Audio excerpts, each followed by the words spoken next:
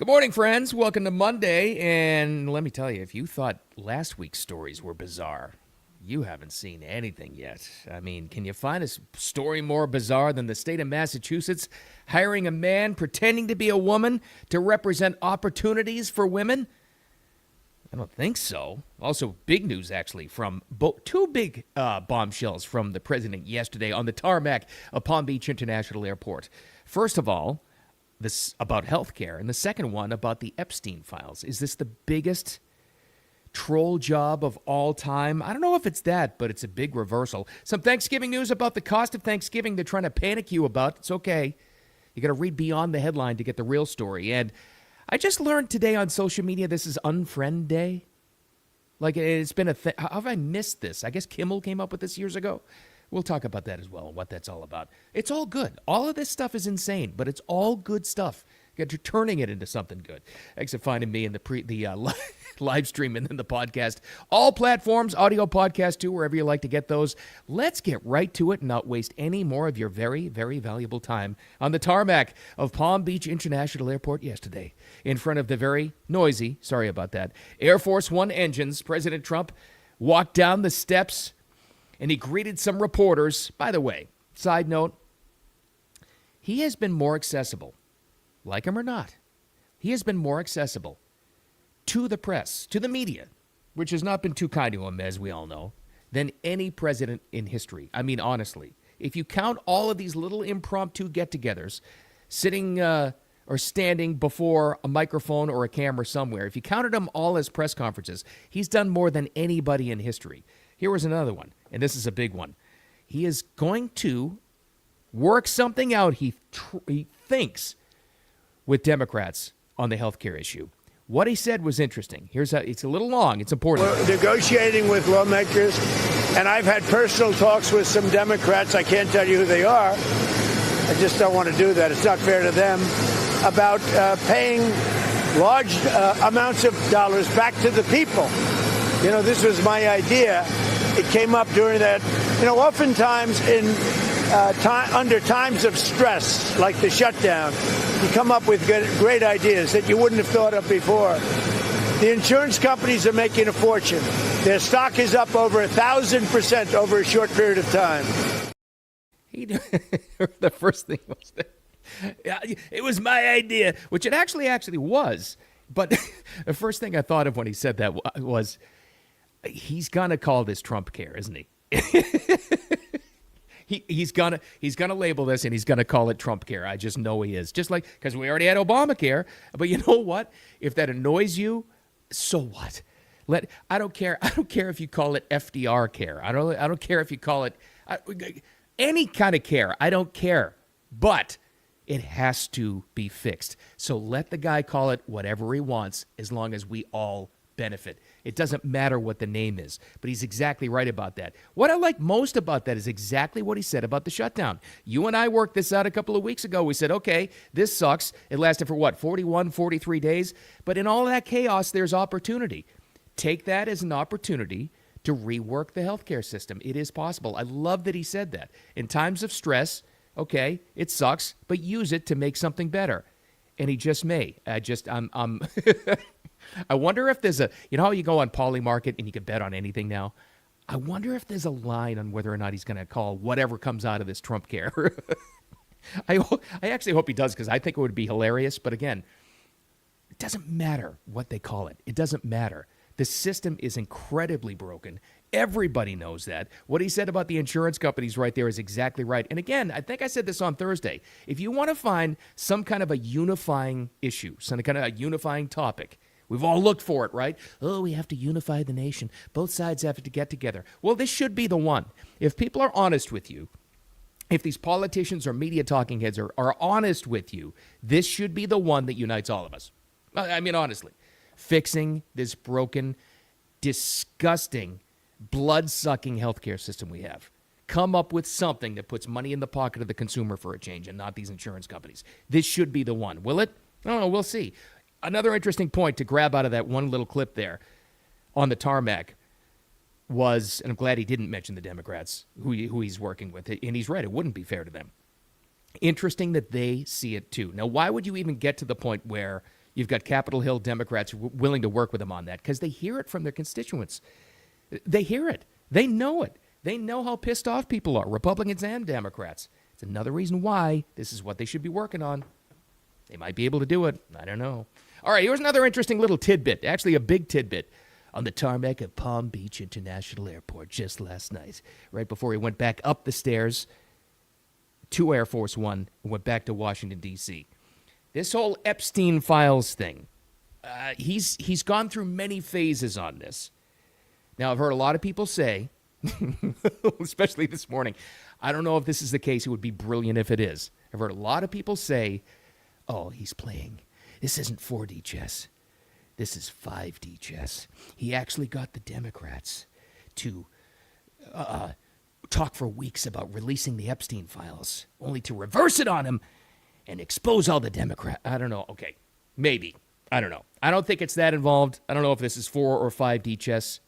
My own personal opinion, I'm not good at predictions, but I actually do think this is going to bite the Democrats right in the ass. But regardless, this is what he was saying before he went back on the plane and wrote something on Truth Social last night about those Epstein files. But this is a reversal. Fake news like you're a terrible reporter. And fake news like you, they just keep bringing that up to deflect from the tremendous success of the Trump administration.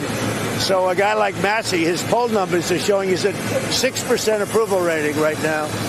And we call him Rand Paul Jr. because he never votes for the Republican Party.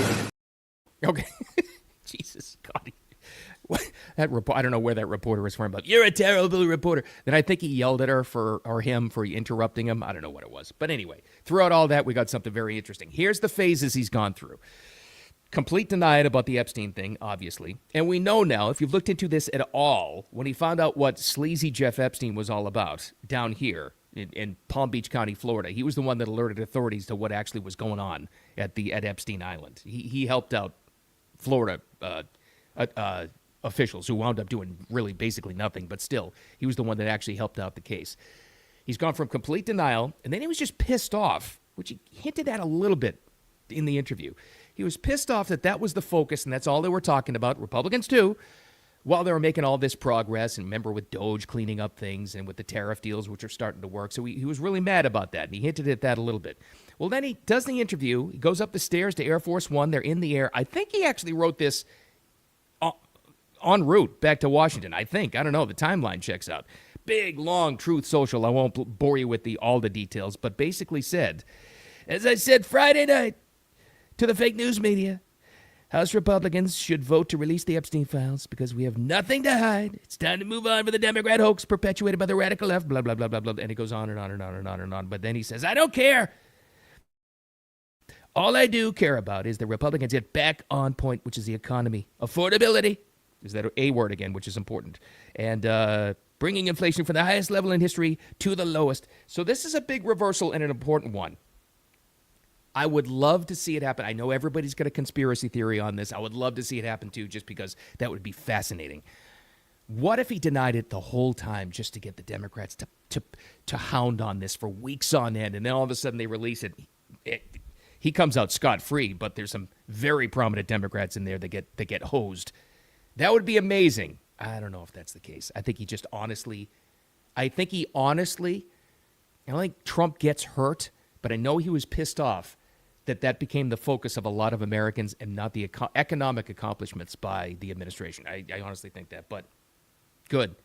Let's get this thing out there once and for all. And I know you're sick about hearing the Epstein. I am too. I can't stand even talking on here about it or in real life talking about the Epstein files. But this is a good thing. Take it as a good thing to clear this out once and for all so you never have to hear about it again. Watch for this to happen, though. Once it gets released. He had said this before. He's seen everything in it. Once this gets released, it's so much redacted. This is going to be the spin. I'll guarantee you on this one, this will be the spin from the Democrats. Oh, he edited them. That'll be So you'll have some lunatic on MSNBC saying, Trump edited the Epstein files, or the idiots on The View saying that, and you'll have the Democrats in your life who are completely TDS victims buying it hook, line, and sinker. You know that's going to happen. Anyway, whatever. Speaking of bizarre, and even though it's weird, and you may be tired of this. I keep on seeing this. It's all just so fatiguing, all of this trans stuff. I get it. I understand that. Take this as a good thing, and I'll explain why. Let me get to the story. The state of Massachusetts. I know it well.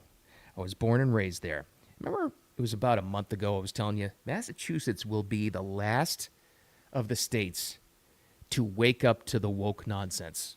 Because it's a different world because they have it pretty good. You know, it's a nice state. They don't mind paying the taxes because they think they have it so good in Massachusetts. They're going to be the last. It'll be battleground Boston for crime, and the entire state of Massachusetts will be the last to wake up to the woke nonsense until it hits them right in the face, and it's just starting now. And here's the story.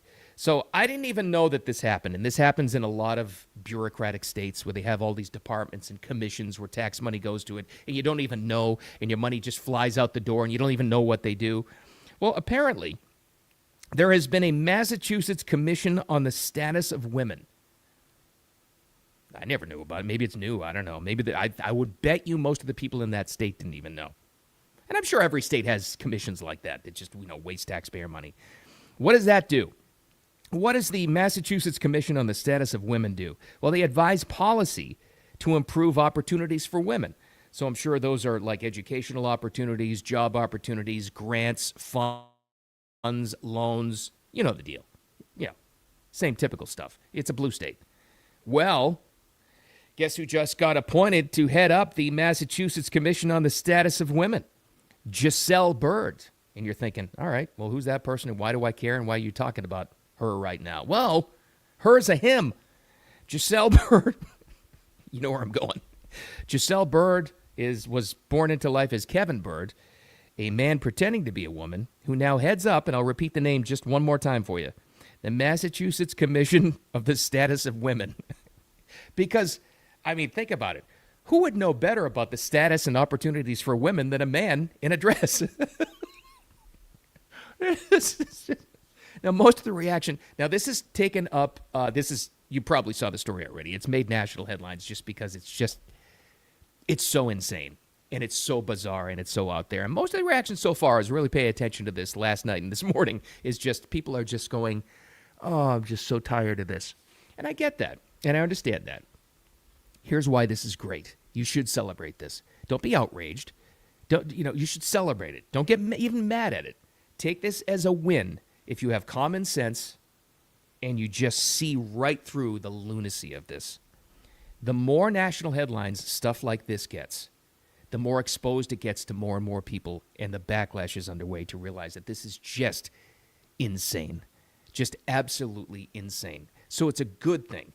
What would be bad would be this happening and nobody talking about it.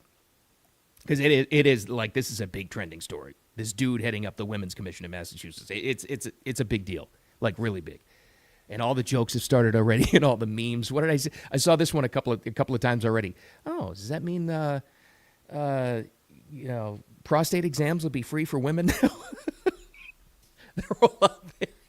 So you have to take this as a win. I know it's infuriating, but you can't get mad. You have to look through the headline and see what's actually valuable here. Exposure. Not public exposure, but information exposure for people to look through this entire thing because they are feeling the backlash, believe me. It's probably not going to change. They're years away from waking up to that. But they will eventually, and they'll realize how insane this is. So take the Giselle Bird story in Massachusetts as a win. This is not so much a win. We're getting closer to Thanksgiving on a lighter note. What are we, oh my God, like 10 days away? Is that right? End of the month? Oh my God. We're like in the red zone right now. And I don't know if you've made your Thanksgiving plans yet, whether you're hosting or going somewhere or, I don't know, maybe you're just chilling out doing anything. I love Thanksgiving. It's the great, unique American holiday. And it really is truly, that's the holiday where we really should honestly get back to the name and give thanks for all the great things that are in our lives. It's a great mindset exercise, just to be grateful for what you have instead of us bitching about it all the time. But you may have seen this. This actually did make some headlines, too, in a bad kind of way. So there's a new study out there, more on that in a second, that says Thanksgiving's going to cost you nearly $1,000 this year. That's not good, right? That's a lot of money. Shouldn't cost $1,000. Let me tell you who came up with the study first. And I guess they're a publicity arm, and they got their story out to some pretty big media outlets so far. It's from something called Study Finds. Okay, right. Well, this is why you got to look beyond the headline and look into what they're actually doing, because they send stories out like this to panic you, and you shouldn't. You shouldn't at all, because when you look at the details of what they came up with their study, here's how they broke it down when you read a little further. Okay, the $1,000 Thanksgiving involves all of these factors. This is what they came up with. $293 on travel.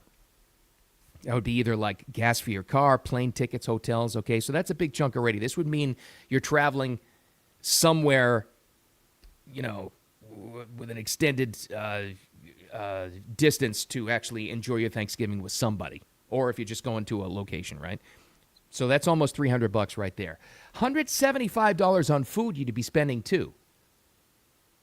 Okay. All right, so you have to travel and you buy the food. All right. $110 on drinks. Right? I could see that. If you're getting cocktails or something. Or $83 on decorations. Huh? Okay. And $291 on other random stuff. That's a lot of money for random stuff. So to come up with this study, which everybody seemed to pick up on in headlines today, in travel and lifestyle and holiday news, because it's bad news, it's panicky, so we better publish it. In order to come up with this is how they broke it down. You would have to be the person that spent the money on traveling, but then when you get there, you're the person that has to spend the money on all the food for everybody. Does that sound right? Usually when you go to like a relative's house, you're not the one buying the food. You spent the money to get there. You'd also have to get there and you buy drinks for everybody at $110. And then is my favorite part of the whole study. You get there and you're the one that has to spend $83 on the decorations. What? And $291 on random expenses once you get there. This is why you can't listen to and just read headlines like this designed to panic you and bum you out. And they happen all the time. Again, I always tell you, once you see how the media sausage is made, you can't unsee it. It's awful. This is designed to panic you, make you upset, and actually give you a little bit of hesitation and some doom about the great American holiday. It's very rare instance where Thanksgiving would cost you $1,000 unless you're hosting like many, many, many people and you're paying for all of it. So don't let that stop you and don't let it bother you. $1,000. The decorations thing is the one that got me. All right, one last thing today before we wrap it up. I also learned this. Today is National Unfriend Day. How did I miss this? And apparently it's been going on for a while. Somebody told me Kimmel came up with this. All right, well, I'm going to put it this way. It sounds nasty. It sounds like another negative thing in the headlines. What if we took this as a positive? Maybe this is the one thing that Jimmy Kimmel gave us that's actually a positive thing. So National Unfriend Day is the 17th every single year. I didn't know. A day, they describe it as self-care to celebrate by simplifying our connections online and unfriending any and everyone that does not add to your online social networking experience. It sounds like a negative. And it sounds like you'd look at this and go, "Ooh, that's not, that's no fun." Look at it the other way. I think what we've learned, and I think the reason why the National Unfriend Day has become a thing, I think we've reached the point in social media life where you realize, both online and in real life, IRL as my kids say, it's not the most important or best thing to have too many people. I've realized this. This is one of the benefits of like getting older and getting some experience in your life. You don't need everybody. So I take this as another good thing. Unfriend, yeah, I could, you know what? Yeah, I did. It's not important to have so many. Remember when Facebook first came to be, like mid-2000s, whatever that was? What was it, 2007, 8, 6? I don't know, around there. And it was the big thing. It's like, how many friends do you have? I need to collect as many friends as possible. How many followers? How many friends? How many, I think we finally realized that that's, it's not that important.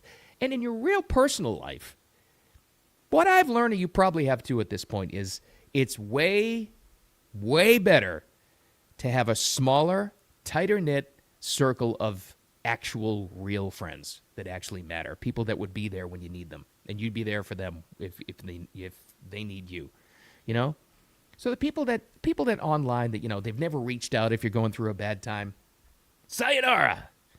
People that don't really know anything of what's going on in your life, adios. People that you probably couldn't count on, goodbye. It's not a bad thing. So Unfriend Day, I'm taking it as good. Keep your circle tight and your circle close.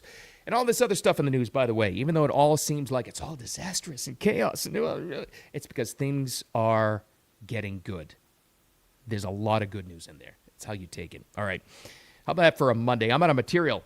We got a whole week to go. Making a wicked awesome Monday.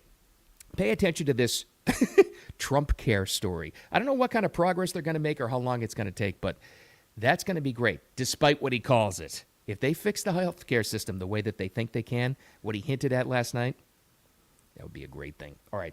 Thanks for finding me. I appreciate it. Live stream and the replay, all channels, wherever you like to find that stuff, YouTube, Facebook, here on X, and the audio podcast, wherever you like to get them as well. All platforms. And remember, on Spotify, you got to press follow. The other ones, it's just subscribe. Appreciate your time, as always. I'm out of material. Make it a wicked awesome Monday.